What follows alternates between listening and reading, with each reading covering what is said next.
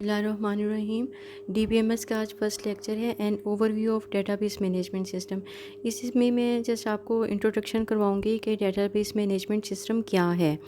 ठीक है, इसका बेसिक हम लोग देख लेते हैं कि what is the mean of DBMS. A large integrated collection of data. What is the mean of data? Data is the raw and facts and figure, आपको क्लियर है। और जब हम डाटा को, जो कि हमारे पास एक लार्ज फॉर्म में नंबर ऑफ़ फाइल्स हों, उनको एक जगह पे इंटीग्रेट करें, इकट्ठा करें, तो वो that is called database. Model a real world enterprise. Enterprise mean application. DBMS में कुछ टर्म्स होंगी, आपने उनका ध्यान रखना है। जब भी वर्ड एंटरप्राइज होगा तो उससे मुराद हम कोई भी ऑर्गेनाइजेशन लेंगे। जैसे फॉर एग्जांपल मैं आपको एग्जांपल दूँ, कॉलेज। तो college is called an enterprise in DBMS. Hospital is an enterprise, bank is an enterprise. ठीक है।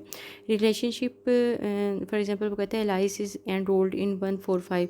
वो entity is a person, place और थिंग है। ठीक है, that is a non farm definition of entity. For example student है, course है, teachers हैं, ये सारी एंटिटीज़ हैं इन द कॉलेज। और रिलेशनशिप, फॉर एग्जांपल कोई भी स्टूडेंट है, फॉर एग्जांपल हम कहते हैं आयशा और उसका रोल नंबर 1 है, तो ये उसकी रोल नंबर 1 की अपने नेम के साथ रिलेशनशिप है। डेटाबेस मैनेजमेंट सिस्टम की एक्चुअल डेफिनेशन देख लें। Is a piece of software design to store and manage the database. आपके पास से हम डाटा को इस तरह मैनेज करें कि आपके पास नंबर ऑफ़ फाइल्स एक जगह पे इंटीग्रेट हो जाएं, that is the definition of database. और बाय यूजिंग एनी सॉफ्टवेयर हम उन फाइल्स को मैनेज करें, तो that is the definition of DBMS. Next देखें, ये उसने एक सिंपलाइज form of database system enrolled है कि एक यूज़र है या प्रोग्रामर है, उसका अपनी एप्लीकेशन प्रोग्राम या क्वेरी के साथ जो रिलेशनशिप है, ठीक है, डेटाबेस सिस्टम बनाने जा रहे हैं। और software to process the queries और प्रोग्राम। और जो हम सॉफ्टवेयर बनाएंगे वो क्या कर रहे हैं कि हमारे उसमें जो भी हम क्यूरी लगा रहे हैं या एप्लीकेशन लगा रहे हैं उसको मैनेज कर रहे हैं। और software to access the store data, और हम उस डाटा को एक्सेस करें। अब यहाँ पे आपके पास जो समझने वाली चीज़ है वो ये है कि ये जो चीज़ शो हो रही है, यहाँ पे हम फाइल को स्टोर कर रहे हैं। ये आपके पास स्टोरेज पर्पज़ के लिए यहाँ पे उसने आपको शो किया है। ठीक है, ये इस तरह की कुछ डायग्राम्स मज़ीद भी आगे आएंगी, ये इसको हम मज़ीद भी देख लेंगे। इसमें आपने कंफ्यूज नहीं होना, ये बेसिक एक उसने एक स्ट्रक्चर बताया आपको। But will you learn in this lecture, ये जस्ट उसने व्यू लिया है कि हम जी ओवरव्यू करेंगे डाटा का। नीड ऑफ डेटाबेस है, टाइप ऑफ डेटाबेस है, कंपोनेंट ऑफ डेटाबेस है, एप्लीकेशन है, एडवांटेजेस हैं, डिसएडवांटेज है। इनको वन बाय वन हम डिस्कस कर लेते हैं।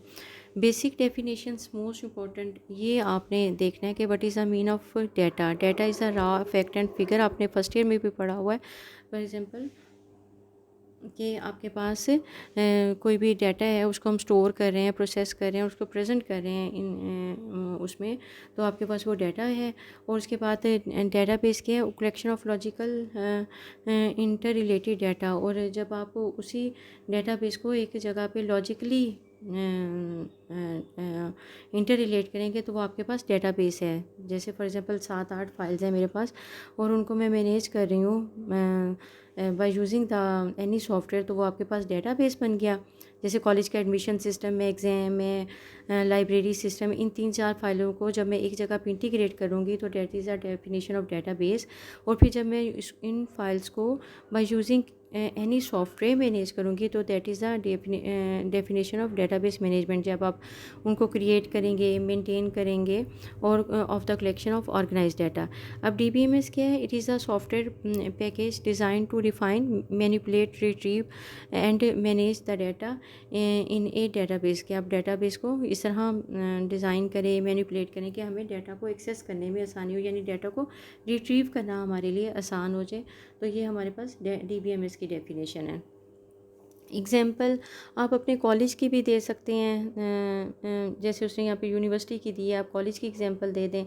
ये आपके पास मिनी वर्ड हो जाएगा, और मिनी वर्ड एंटिटीज़ में स्टूडेंट है, कोर्स है, आपके सेक्शन है, इंट्रो, आप टीचर्स हैं जो आपको पढ़ा रहे हैं। तो ये आप अपनी बुक में से भी देख लीजिएगा, बुक कौन सी पढ़ानी है मैं भी आपको बताती हूँ। ठीक है, example of database, there are the lot of examples. For example आपका कॉलेज है, हॉस्पिटल है, बैंक्स हैं, तो ये सारी एग्जांपल्स हैं जो कि आप देखेंगे। ठीक है, उसके बाद ये फ़िलहाल इसको हम स्किप करते हैं, ये आपको थोड़ा सा कंफ्यूज करेगा भी। इसको मैं बेसिक कंसेप्ट देके फिर समझाऊंगी कि ये क्या है। ठीक है, need for database provide a high efficiency method for handling large amount of different type of data with easier। DBMS का फ़ायदा क्या होता है? अगर अलग अलग फाइल्स पड़ी हैं तो हमें उन्हें एक्सेस करना मुश्किल है। जैसे कॉलेज का एडमिशन सिस्टम है, वो एक अलग से फ़ाइल काम कर रही है, एग्ज़ाम अलग है, लाइब्रेरी अलग है, हर डिपार्टमेंट इंडिविजुअली वर्क कर रहा है। तो फॉर एग्ज़ाम्पल मैं आपको जब सॉफ्टवेयर इंजीनियरिंग भी पढ़ाती थी तो मैं आपको एग्ज़ाम्पल देती थी कि फॉर एग्ज़ाम्पल मैंने कॉलेज के एडमिशन सिस्टम से कोई इन्फॉर्मेशन एक्सेस करनी है, तो जब तक मैं उसके डिपार्टमेंट में जाके डाटा को एक्सेस नहीं करूँगी मुझे समझ नहीं आएगी। तो यही अगर डाटा DBMS क्रिएट हुआ हो तो मैं एक ही जगह पे बैठ के, अपने ऑफिस में बैठ के कॉलेज के एडमिशन सिस्टम को ओपन कर सकती हूँ, वहाँ से कोई इन्फॉर्मेशन ओपन कर सकती हूँ, और इसी तरह एग्ज़ाम से इन्फॉर्मेशन ले सकती हूँ। और database allow the data to be stored systematically. ये इसके अलावा ये आपको परमिशन देता है कि आप सिस्टमेटिकली उसको मैनेज करें, फिर डाटा को रिट्रीव करना, फ़िल्टर करना, स्टोर करना, अपडेट करना। That are the operations which are performed on the data. उनको वो एक्यूरेटली और एफिशिएंटली परफॉर्म्ड हो जाते हैं। टाइप ऑफ डेटाबेस है हमारे पास, सेंट्रलाइज्ड है, जिसमें मेन एक आपके पास सर्वर उसने यहाँ पे शो किया हुआ है, that is the server which provide the services to all the clients which are attached to the server. ठीक है, और यहाँ पे आपके पास अब सिस्टम हमारा क्या हो गया, सेंट्रलाइज्ड हो गया, तो हम उसे इजीली एक्सेस कर सकेंगे। ये आपके पास सिंपल एक डेटाबेस की एग्जांपल है। नेक्स्ट ये देखें, आपके पास जो है डिस्ट्रीब्यूटेड सिस्टम। इसमें क्या है, वो जो एक सेंट्रलाइज सिस्टम था वो अब ख़त्म हो गया, और अब हर पर्सन इंडिविजुअली वर्क कर रहा है। ठीक है, ये देखें, ये दोनों ये आपके पास मेथड मशीन 1 और मशीन बी अलग अलग वर्क कर रहे हैं, और फिर ये सर्वर के साथ एक्सेस कर रहे हैं, यानी जो भी इंफॉर्मेशन इन्हें कम्युनिकेट करनी हो इस वे में वो उसको कम्युनिकेट कर रहे हैं। डाटा सेंट्रलाइज नहीं है, तो डाटा को एक्सेस करना जो है वो थोड़ा सा मुश्किल हो जाता है।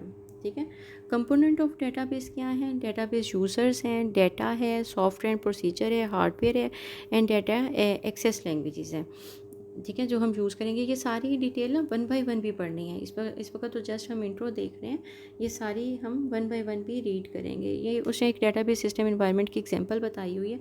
ये मुख्तलिफ यूज़र्स जो हैं यहाँ पे इस इंटीग्रेट डाटा को, जो कि यहाँ पे इंटीग्रेट हुआ हो, उसको एक्सेस कर रहे हैं by using the different ways. ये डिफरेंट वेज हैं जो कि यहाँ पे उसको एक्सेस कर रहे हैं।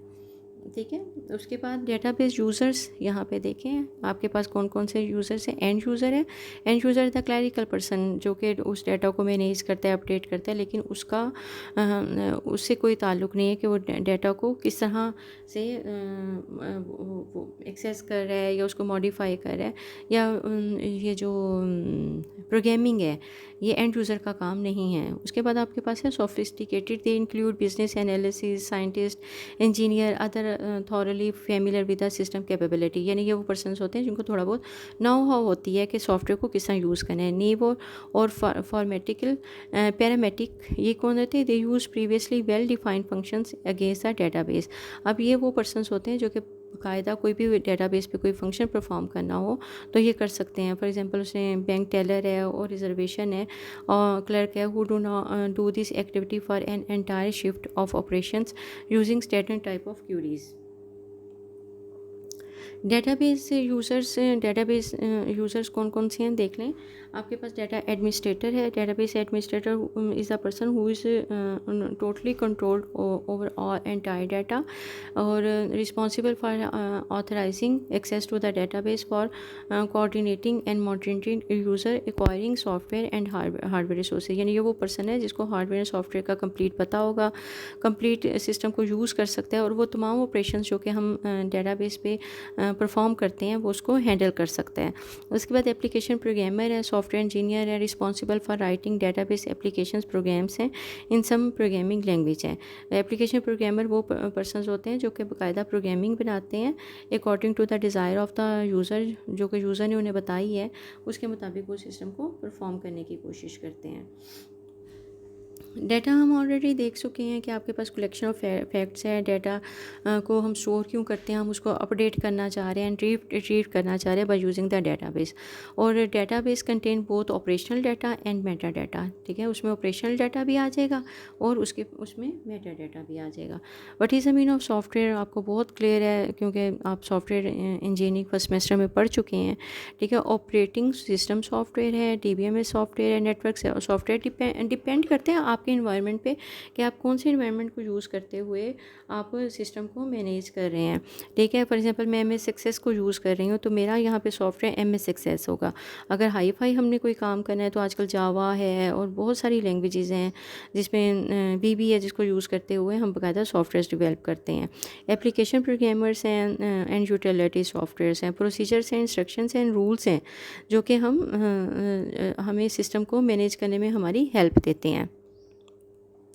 हार्डवेयर आपका PC है, नेटवर्क ऑफ कंप्यूटर है, वेरियस स्टोरेज डिवाइसेस है। फॉर एग्जांपल आप नेट के साथ कनेक्ट हैं तो वो आपका नेट जो है वो भी हार्डवेयर में यूज़ होगा। इनपुट डिवाइसेस हैं, आउटपुट हैं, आप कौन से यूज़ कर रहे हैं, प्रिंटर, ये सारे आपके पास यहाँ पे हार्डवेयर में आ जाएंगे जो आप यूज़ कर रहे हैं। डेटाबेस लैंग्वेजेस ये बहुत डिटेल में हम लोग पढ़ेंगे। जस्ट यहाँ पे उसने उसकी बेसिक बताई है। डाटा डेफिनेशन लैंग्वेज है, ठीक है, डाटा मैनिपुलेशन लैंग्वेज है, डाटा कंट्रोल लैंग्वेज है, ट्रांजैक्शनल कंट्रोल लैंग्वेज है। इनकी डिटेल मैं नेक्स्ट लेक्चर में बताऊंगी। फ़िलहाल आपने बेसिक कंसेप्ट्स अपने क्लियर करने हैं। एप्लीकेशन ऑफ डाटाबेस है, ये देखें उसने एक बैंकिंग की एग्जांपल दी है, एयरलाइन है, यूनिवर्सिटी है, क्रेडिट एंड ट्रांजैक्शन है, सेल है, ह्यूमन रिसोर्सेज हैं। अब इसके अलावा आपके ज़हन में अगर कोई एग्जांपल आती हैं तो आप वो भी दे सकते हैं। ठीक है, उसके बाद एप्लीकेशन ऑफ DBMS है। एप्लीकेशन ऑफ DBMS में वो आपको बता रहा है कि ट्रेडिशनल एप्लीकेशन है जो कि जब डेटाबेस मेंटेन नहीं होता था और ट्रेडिशनली हम काम करते थे, इंडिविजुअल यानी हर काम मैनुअली वर्क हो रहा होता है, तो ये ट्रेडिशनल है। More recent application multimedia database है कि आप अपने डेटाबेस को एक जगह इंटीग्रेट कर लें। और जियोग्राफिक इंफॉर्मेशन सिस्टम है, GIS आजकल बहुत ज़्यादा इन है। ठीक है, और डाटा वेयर हाउसेज हैं, real time and active database है। That are the examples of application of database which are used in the DBMS। Advantages and disadvantages हम नेक्स्ट उसमें पढ़ेंगे। आपने जस्ट बेसिक कंसेप्ट्स क्लियर करने हैं कि आपके बेसिक कंसेप्ट्स जो हैं इसमें आपको डाटा क्लियर होना चाहिए इस लेक्चर में। What is the meaning of data, database management system, entity, enterprise, ये चीज़ें आपको क्लियर होंगी तो फिर मैं आपको नेक्स्ट लेक्चर में इसको मज़ीद क्लियर करूँगी। और कोई भी प्रॉब्लम हो तो ये जो व्हाट्सएप ग्रुप हमारा बना हुआ है इसमें आप मेरे से शेयर भी कर लीजिएगा और मज़ीद भी मैं आपको कुछ क्लियर कर दूँगी। ठीक है, थैंक यू।